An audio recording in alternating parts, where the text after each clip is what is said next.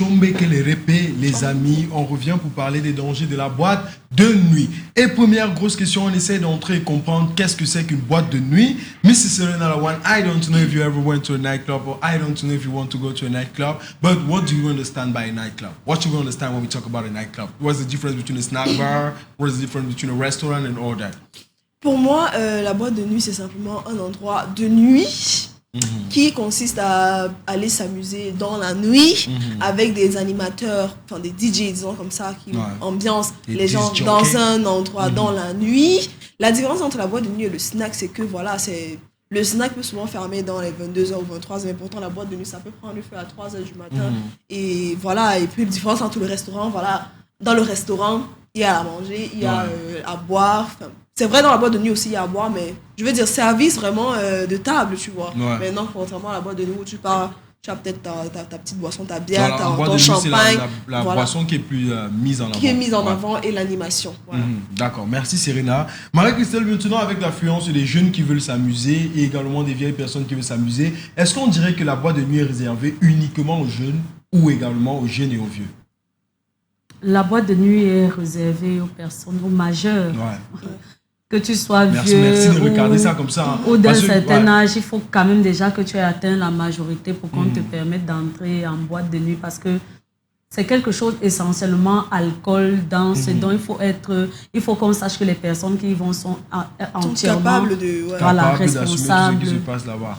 D'accord. But the girls in a constant attendance to the point of being known there, is it normal? Like they sing your name every night from Monday to Sunday. You are going to the nightclub every day. You spend a lot of money. You're always with the girls. C'est ça tu comprends? Le manager, même le propriétaire, même connaît déjà ton nom comme c'est mon plus gros client. Do we tend to see that something normal? Are we just going to say the person is enjoying his life?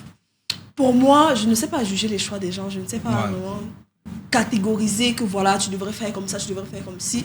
Chacun est libre de ses choix, mais là, je vais plutôt pleurer son corps. Je vais pleurer son organisme parce que voilà, le corps, c'est quelque chose qui a besoin de repos. Le corps, c'est quelque chose qui a besoin des trucs un peu calmes. Le corps, c'est quelque chose qui a besoin d'autre chose que l'alcool. 7 jours sur 7, le bruit, 7 jours sur 7, c'est vraiment d'autant plus compliqué. Maintenant que tu ailles en boîte et on chante ton nom, voilà, c'est toi le big boss, attendez, on va mettre en avant les boss. On va, moi, même si je suis DJ de bain et que je sais que si je chante ton nom là, tu vas me faire au moins c'est 200, 500 000. Je vais chanter pour ta grand-mère. Donc, rien ne va m'arrêter. Donc, rien n'empêche vraiment ceux-là qui vont en boîte de lundi à dimanche d'y aller. Juste, ayez pitié de votre corps. En fait, c'est votre vie, mais ayez vraiment pitié de votre corps qui, plus tard, ça peut avoir des répercussions plutôt difficiles pour vous et votre famille. Voilà. D'accord. Marie-Christelle, on tombe maintenant sur le fait où les parents pensent que la boîte de nuit est juste quelque chose de négatif. Automatiquement là-bas, c'est la négatif. Les parents donc, pensent que... pourquoi est-ce que toi, tu trouves que les parents voient la boîte de nuit comme quelque chose de forcément négatif? Parce qu'ils n'ont pas l'idée. Ils n'ont pas l'idée même de ce qu'est la boîte de nuit. À leur époque, je ne sais pas comment ils appelaient ça. Les maquis. Peut-être ils avaient le bal. Ils avaient beaucoup de trucs comme le bal.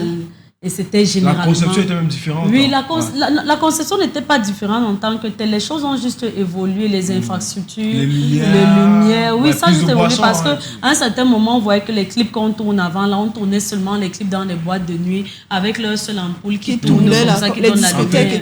Ils avaient, voilà, les discothèques, ils avaient leur même... un style d'habillement, chemise, gros pantalon. Je ne sais pas maintenant, les gars voient maintenant que le truc est mauvais parce que l'habillement qui accompagne, en fait, ce qu'on met quand on va en boîte de nuit, ce n'est pas comme eux à leur époque. Parce qu'à leur époque, tu pouvais avoir ta petite jupe comme la chemise était toute grosse ou alors tu pouvais mettre ta jupe là jusqu'au bas des seins et te sentir.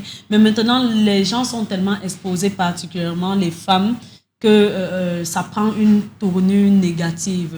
Aussi, le fait de la montrer du tabagisme, parce qu'à l'heure, ils n'ont pas connu ce que c'est que la chicha.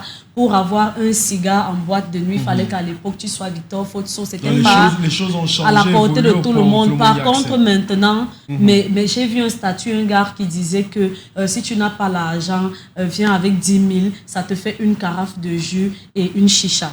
Et tu vas voir quelqu'un entrer comme ça, il entend aussi qu'il est entré dans une grosse boîte et puis ce n'est que ça qu'il consomme. Donc maintenant, c'est à la portée de tout le monde et ce qui se fait n'est pas souvent contrôlable. J'ai envie de dire quoi? que, comme on dit que les boîtes de nuit, c'est pour les majeurs, généralement, pas les propriétaires, mais ceux qui sont à l'entrée, se permettent de laisser entrer des enfants d'un certain âge qui leur donnent quelque chose. Donc, c'est là que ça peut poser un réel problème. Bon, pour sortir un peu du débat, quand tu vois ma tête, tu ne veux pas entrer en boîte. Mais Peter, si tu es le gars qui va avec les cheveux teints devant l'Éternel, comment ce n'est pas en boîte de nuit que tu peux entrer? Tu es prêt à tout. Non, parce que moi, là, on parle un peu de nos expériences personnelles. Moi, j'ai jamais trop connu la boîte. Pourquoi? Parce que je me disais toujours que quand je vais aller, on va me chasser. Ah bon? Ouais, juste un certain âge. J'ai jamais connu l'âge, je vais dire que je me suis levé comme ça pour dire que, ok, je vais aller en boîte. Et la seule fois où je suis même parti, c'était pour l'after, la toute première fois. L'after de mon anniversaire, le seul que j'ai fêté. C'est la première fois que j'ai parti en boîte. Je te jure, j'ai kiffé. Je suis monté sur les baffles, j'ai dansé. Je n'avais jamais vécu une ambiance pareille, tu vois. C'était pas comme on m'avait dit. Et maintenant, quand on parle de ce qu'on dit, on a posé quelques questions aux petits parents qui ont, eux, soulevé des points. Il y a un qui disait que la boîte de nuit, pour lui, est la porte proche de la drogue. Vous validez ça? Genre, il dit que c'est en boîte de nuit que tu vas trouver des drogues facilement passables. Genre, quelqu'un va te donner ça facilement et tout. Pas du tout. Non, vraiment pas du Pas tout. du tout. Hein. Ça fait longtemps quand même, je ne sais plus le nombre de fois que je suis allée en boîte. Mais je ne me suis pas retrouvée un jour en train de fumer. Hein, dans chaque corps de métier, il y a des avantages et des inconvénients. Dans le milieu culturel de la communication, si c'est que les artistes vont sur scène, il est fort probable que sur 10 qui vont prester 2 se shoot. Tu vois, ça c'est ce que les gens ne voient pas quand ils arrivent sur la scène. Et donc c'est comme ça aussi en boîte de nuit qu'il y aura environ 1000 ou 1500 personnes, que peut-être 50 sont en train de tirer la drogue. Et d'autant plus que c'est quelque chose qui n'est pas officiel. Ce ne sont pas des choses qu'on met à la portée de tout le monde, à la vue de tout le monde. Donc, ceux qui le font vraiment en cachette. Moi, je suis souvent allée, je n'ai pas vu quelqu'un, comme dans les films, là, les gars mettent sur le paquet. Je n'ai pas vu ça. Je vois des gens qui ont leurs cigarettes, je vois des gens qui ont le chicha. Je ne sais donc pas maintenant, est-ce que les compositions des chichas, c'est chacun qui demande ce qu'il veut dans sa bouteille, dans sa machine. D'accord. Pour tomber d'abord sur les compositions, je dirais que je pense qu'il y a une boîte qui fait, parce qu'au loin du sabotage, tu vois, donc c'est normal, c'est que des chichas et de la cigarette. I wanted to say something. Le truc à savoir même, c'est que dans les boîtes de nuit, c'est difficile même de retrouver les drogués. Les drogués sont plus chez eux, dans leur coin, avec leur, je ne sais pas quelle substance ils ont devant eux. Parce qu'ils prennent ça pour planer, ils prennent ça pour déstresser, ils prennent ça pour être dans leur bulle, en fait. Maintenant, si tu prends ça pour aller encore, tu veux pour tuer. Non, ils ne vont pas vraiment supporter ça. D'autres même, quand ils veulent se droguer dans les boîtes de nuit, dès que la musique commence à être trop forte là, ils vont rentrer. Et on se dit que je n'ai plus rien à faire ici, pardon, mettez-moi ici comme ça, tu les vois assis dans la voiture tranquillement, ils arrivent chez eux, ils dorment. Parce que leur drogue, ce n'est pas pour booster en fait quelque chose en eux pour pouvoir danser davantage et pouvoir draguer les filles. Non, ils veulent se calmer, ils veulent planer. Je pense que c'est ça le but de la drogue. Moi, ce que j'ai répondu à cette première question était tout simple. C'était juste le mélange des deux points que vous avez soulevés. Toi, tu parles du fait qu'ils ne veulent pas trop de bruit. Et Marie-Christelle parle du fait qu'en boîte, on retrouve que des chichas et de la cigarette. J'ai dit à ce parent que les boîtes de l'Europe sont différentes des boîtes d'ici. Ah ben forcément. En Europe, c'est où tu vas retrouver des gars qui partent en boîte parce qu'ils veulent des sensations fortes, différentes de chez nous. Chez nous, d'abord, que les choses ne sont pas légales, les gars se retrouvent dans les appartements pour organiser des rencontres privées pour faire des trucs comme ça. Ça veut dire que chez nous, ici, la boîte, elle est clean. C'est juste de l'alcool, de la chicha et de la cigarette. Rien de plus. Et maintenant, de l'autre côté, les gens qui sniffent la coke. Chez nous, on ne trouve pas ça. Il y a jamais quelqu'un qui m'a dit qu'il est parti en boîte ici, là, vu où on s'y fait de la coke. Et en boîte, je parle bien en boîte. En boîte, où tu vas voir, tu as assis, on va te voir quelqu'un qui fait le qui commence à courir avec les. Non. En fait, il n'y a pas. Et en Europe également, la passation de drogue se fait plus en boîte. Parce que ce n'est pas contrôlé. Quelqu'un vient peut-être avec 10 billes, les comprimés, il te donne. Et même dans les films, on nous montre ça. Que les gars se mettent sur les comprimés dans les verres, comme dans Girl Trip. À un niveau, ils ont mis les comprimés, boum, c'est parti. Elles étaient déjà dans chez nous. On ne connaît pas ça. Maintenant, deuxième, on parle là du tabagisme, comme tu disais, mais du tabagisme passif. On dit quoi? Qu'en boîte de nuit, il y a plus accès au tabagisme passif. Pourquoi? Parce que tu peux avoir une amie qui fume. Subitement, tu es dans la vibe de l'alcool, je te passe une cigarette. J'essaie aussi et tout. Pour le fun, comme ça, tu t'emportes. Mais est-ce que c'est mauvais, en fond? C'est pas bien. C'est pas bien parce que les mauvaises compagnies corrompent les bonnes mœurs. Voilà, les bonnes mœurs. Quand tu traînes trop avec quelqu'un qui a certaines habitudes, tu vas copier ses habitudes. Tu vas te dire que c'est comme ça. Moi, j'aime toujours prendre les exemples. Tu vas voir un gars qui commence son truc là calme normalement. Un jour, il se teint les cheveux. Un moment, il va laisser que les cheveux poussent. Après, il va faire des dreadlocks. Tu vois, c'est qu'il est dans le milieu où il voit que tous du milieu là, c'est comme ça. C'est pareil pour les tatous. Non, ne fais pas comme si c'était cible. Non, attends, moi, c'est que c'est vraiment du cible. Tu appelles celui qui a teint les cheveux. Voilà. Et après, les locks, là-bas, c'est un autre côté. Justement, c'est pareil pour les tatous. C'est que tu vois quelque chose, ça te plaît. Ou bien tu vois sur quelqu'un, ça te plaît. Et là, tu dis. Donc, forcément, il y a une sorte de suivisme quand tu es en boîte de nuit. Tu vas voir. Mais heureusement, ce qu'ils font maintenant, c'est quoi? C'est qu'il n'y a pas que de l'alcool maintenant. Il y a des carafes de jus naturel. Et beaucoup sont en train d'adopter ce concept parce que certaines filles sortaient souvent de boîte de nuit parce qu'elle est obligée. On ne vend pas de jus là-bas, de boissons. On vend juste de l'alcool. Ce qu'on vend, ce qu'il y a comme jus, ce sont les diluants par rapport au whisky qu'on vous donne. Mais maintenant, qu'est-ce que les gars font? Ils proposent des jus naturels pour ceux qui ne boivent pas. Donc, je pense qu'il y a quand même une évolution. Avant, donc, c'était que tu entres, tu ne connais pas le goût de la bière, tu ne connais pas le goût du whisky. Mais comme tu es en boîte, tu as l'impression que tu dois aussi le faire. Tu commences à boire, ça te cause les premiers problèmes que ça cause au départ. Mais après, tu as l'impression que c'est même ça qui fait. Et du coup, tu n'es pas alcoolo, tu deviens alcoolique. Donc, forcément, quand tu n'as pas un certain caractère, que tu commences à traîner avec quelqu'un qui a... ça te... Tu le suis. On prend vos messages tout à l'heure, mais on se rappelle encore les petits dangers de la boîte de nuit. On a parlé de l'apport proche de la drogue, qui chez nous ici n'est pas si évident que et la Europe, prostitution. Du tabagisme passif. Et de l'autre côté, il y a le coma éthylique, le coma éthylique qui est provoqué par l'excès d'alcool. Tu vois. Mais je veux aussi dire que ça, c'est quelque chose qu'on rencontre rarement encore chez nous. Excusez-moi de le dire. Je ne peux pas dire rarement, parce que... beaucoup de gens ne connaissent pas leur degré de consommation, jusqu'à quel point ils peuvent... Nous, on n'arrive pas là-bas. Boire. Tu vois, parce que toi, tu n'es pas encore... Mais il y en a beaucoup qui ne savent pas que si j'ai déjà bu 2 verres de whisky, il faut que je m'arrête là. C'est comme si quelqu'un a envie de prouver que quand moi aussi je sors, je fais ci. Donc, le vrai danger pour moi de la boîte de nuit, c'est le suivisme. La compétition. Parce que si c'est quelqu'un qui est fort de caractère, quelqu'un qui sait ce qu'il veut, quelqu'un qui connaît ses limites, il est difficile que parce que je suis partie en boîte, et moi je peux aller en boîte dimanche soir et que le lendemain je me retrouve devant le plateau faire émission comme si j'avais pas fait la nuit. Parce que chacun connaît son rythme. Tu connais où dire stop et tu connais où dire Voilà, go. donc pour moi, le gros problème, c'est ce suivisme moutonnier que les autres qui n'ont pas encore une grosse expérience. Ils veulent se prouver quelque chose en buvant avec l'alcool. Maintenant, il y avait un autre, les relations sexuelles non protégées, vu que tu parlais des prostituées. Et pourquoi globaliser ça dans les relations sexuelles non protégées? Parce que ça se fait dans les toilettes. Ouais, mais pas forcément. C'est du genre...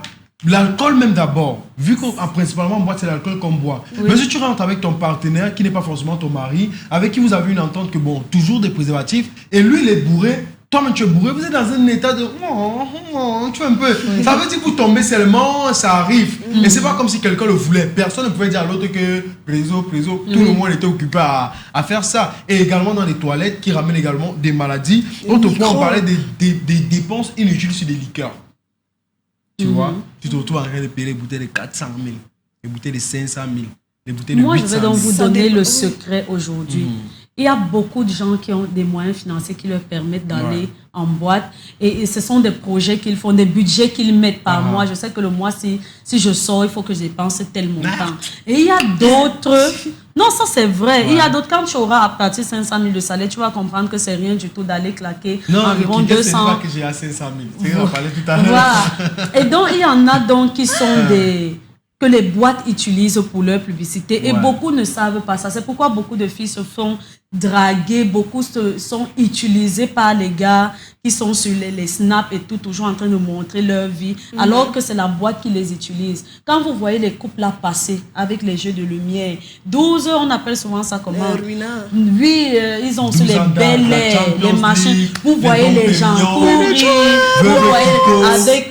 Ce ne sont pas des consommations réelles. C'est la publicité que la boîte est en train de faire par la personne qui est sur la table. Parce qu'au moment où les bouteilles là disparaissent de la table, toi qui as la première fois en boîte de nuit, tu es seulement concentré là qu'aujourd'hui on m'a alors donné le champagne. Au moment où les bouteilles là disparaissent, tu ne te rends même pas compte, tu es déjà saoul. Mais ce sont des bouteilles qui rentrent dans le comptoir Ouais. et que la personne qui a fait venir les gens et qui a fait la publicité de la boîte, on lui donne au trop 2 bouteilles. Mais beaucoup, tu vas voir une fille comme ça, elle est là en boîte, elle fume, elle tire, elle commence à faire les jeux de langue à quelqu'un de la table d'à côté parce qu'elle croit que les 12 ruinards qui sont passés Et vous là, savez boire, ça effectivement, la personne a sorti sorti l'argent. les moyens pour acheter ça. Pourtant, c'est faux. Et on Ce va n'est avec jamais toi, on te acheté. Vous poulet. ne pouvez pas être, même si vous êtes Ouais. 25, boire 12 bouteilles de champagne, impossible. Vous pouvez Donc, il faut avoir on un avait, peu... on avait bu 25. Il faut avoir un peu de logique souvent et se dire que donc, même si c'est quelqu'un qui vole l'argent à Bill Gates, il y a quand On ne même... peut pas dépenser un autant. degré. D'accord, merci Marie-Christelle.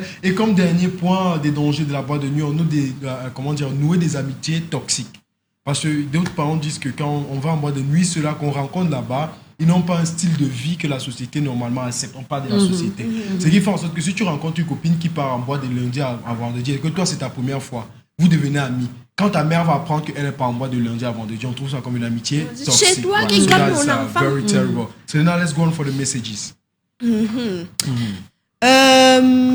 On va sauter un peu les let's start, rencontres de let's Bob start, Marie. let's start Parce que from dès the que j'entre là, je vois, relation. j'ai rencontré mon gars, j'ai rencontré. On rappelle encore les rencontres. Je disais ça depuis la semaine passée. Les débats se poursuivent sur la page Facebook, le Morning Show, et dans le groupe Les Fans du Morning Show sur Facebook. Donc, n'oubliez pas, on se retrouve là-bas juste après. Let's go for the next one. Patricia de PK11, comme danger, nous avons le poison dans les boissons. C'est Ouais. partout, ça. Ah, ça. Salut, s'il vous plaît, à quel âge vraiment faut-il aller en boîte de nuit? L'âge MC l'a quand dit, t'es hein, majeur. quand tu es majeur. Ouais, On au est Cameroun, majeur, je pense que c'est 21 ans. Ouais. Oui, et quand tu as les possibilités de Ouais. te payer une conso, ouais. L'argent. Parce que je ne pense pas que tu vas entrer, tu es majeur, on va poser les bouteilles là. Que on te voilà, donne. tu es majeur, Mais enjoy. vraiment, si quelqu'un peut déjà t'amener, c'est quand tu as déjà atteint un certain âge. En fait. 21 ans. Comme moi, comme ça, depuis il ne parle pas, vraiment, il ne connaît pas ce que c'est que la boîte de Mon nuit. grand frère, moi Je je n'ai connais- pas encore 21 Regarde, ans. la première fois que je partais de mon propre gré, c'était quand j'étais mon anniversaire. Mais la toute première fois qu'il était entré, tu sais quel âge j'avais? Non. 8 ans. Jesus. Mon grand frère. Il était son portefeuille. Qu'est-ce qu'il ne sort? Si elle ne sort pas avec lui, il ne sort Tu pas. ne On sors partait pas. partout. J'ai Pas tout possible. vu. En tout cas, on continue. Moi, je vais vous dire dans 2 mois, mon anniversaire c'est le 24 juillet. Après là, si je pars, je vais vous dire. On va terminer en mode. Lol, Peter, co-opérateur c'est qui? Pardon, ne nous tue pas avec des explications, mais on adore, c'est Evra Lolo. Yeah, on adore vraiment. J'aime beaucoup votre émission depuis le Togo, surtout les belles demoiselles à côté. Merci. La boîte de nuit est un endroit responsable qu'on s'amuse et on consomme plus le vin blanc et champagne, tandis que le snack, on consomme la bière et c'est réservé pour tout le monde. D'accord. Et c'est lui ou le diable, c'est toujours présent. Les boîtes de nuit reflètent Sodome et Gomorre. Et Maman. Alors, L'église Pardon, c'est moi reflète spécial le le message, pardon. Waouh. quand vous entendez d'abord boîte et nuit, ça veut dire que ce sont des endroits remplis de sorciers et de vampires. Les grands filles, les hommes. Ma mère dit toujours que les... Boîtes de nuit sont les avions de nuit. Let's What? go split, like, let's go split before time catches us up. Yeah. Les vampires sont des avions de nuit et qu'il faut faire attention. La boîte de nuit est un endroit responsable qu'on s'amuse. Ok, oui, j'ai lu le message. Je suis d'accord avec Tata MC. Une boîte de nuit est un endroit pour des personnes majeures. Bien dit, la fille Rasta jaune. SO, c'est moi. Tata MC, en Occident, même les jeunes de 16 ans sortent et s'amusent en boîte de nuit. Même en Côte d'Ivoire, il y a des DJ de 16 ans qui animent toute la soirée. Oui, Ouais. je parlais du Cameroun, je connais pas encore. Ouais, les nous ne autres sommes pas, là-bas. même la Côte d'Ivoire, c'est pas encore parti. Ouais. De mauvaises choses se passent dans les boîtes de nuit. C'est Michael Comme quoi? Michael Raconte-nous. Douala. Ouais. Peter, tu défends... MC, tu défends ta cause. Peter, t'as bien parlé. Bonjour à vous. Sur le plateau, Serena, je confirme ce que tu dis. Tabac, pour moi, c'est juste pour planer. Au fait... Le ok. tabac pour lui, c'est juste Lui, pour c'est planer. juste pour planer. Ah. Au fait, juste pour se sentir bien dans le calme, quoi. C'est Jordan depuis Obidi. Donc toi, tu planes sur la cigarette. Vous les Jordan, là. Donc toi, tu planes sur la cigarette. C'est pour ça que Hey, Non, vous planez sur la cigarette. tu défends ta cause. défends ta C'est pas ta cause. cause. C'est pas de votre cause.